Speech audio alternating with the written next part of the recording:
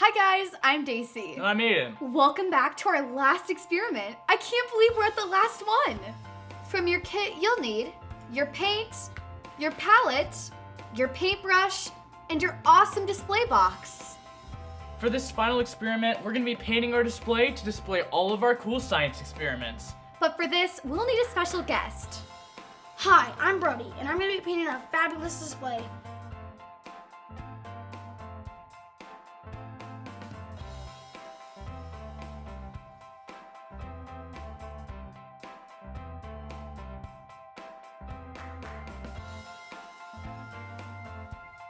Once you're done painting your perfect display, let it dry.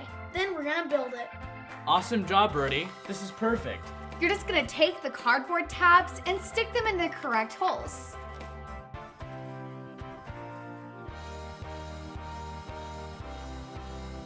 Just like that, you have your built display.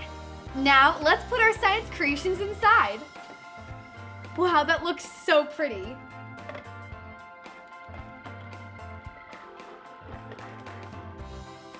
We had such a fun time learning with you guys over the course of this kit. See you guys in the next kit. Bye!